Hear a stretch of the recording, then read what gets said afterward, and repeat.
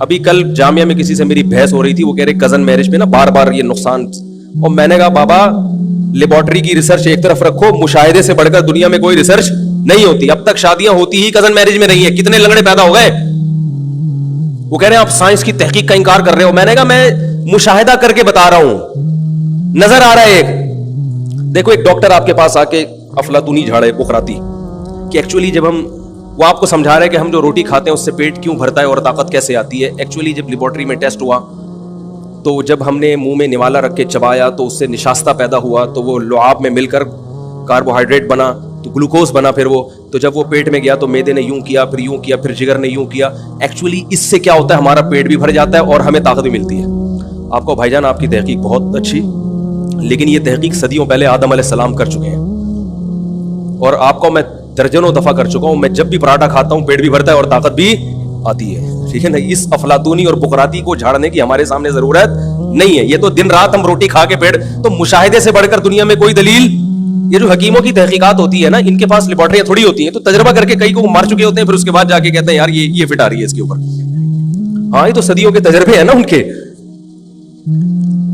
تو وہ انہوں نے دیکھا یار یہ جب کھلایا, یہ والی چیز یوں کر کے کھلائی تو نزلے کو فائدہ ہوا, تو 10 لوگوں پہ تجربہ کیا نوٹ کر کے, پھر اس طرح سے ان کی دوائیں وجود میں آئی ہیں.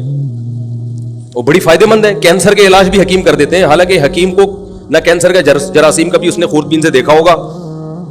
میں نے ایسے حکیم دیکھے ہیں جنہوں نے کینسر کا علاج کیا ہے, حالانکہ میڈیکل سائنس جہاں تک پہنچ چکی ہے حکیم وہاں تک نہیں پہنچے, لیکن علاج کر دیا انہوں نے, اس لیے کہ وہ تجربے کر کر کے صدیوں کے تجربے ہیں نا, مشاہدات تجربے.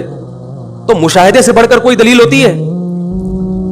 اگر کسی کے ہاں کزن کے ہاں معذور بچہ پیدا ہوا, تو جتنے معذور کزنوں کے ہاں ہوئے نا, اتنے ہی ریشو غیر خاندان میں شادی کے بھی ہیں.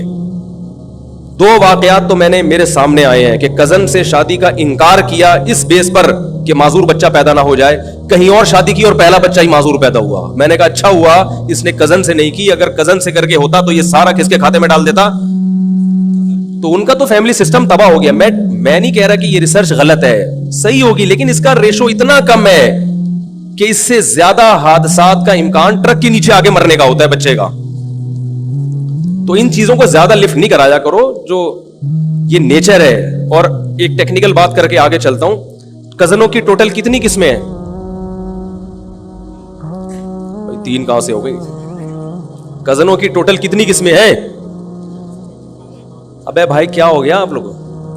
4 قسم کے کزن ہوتے ہیں. چچا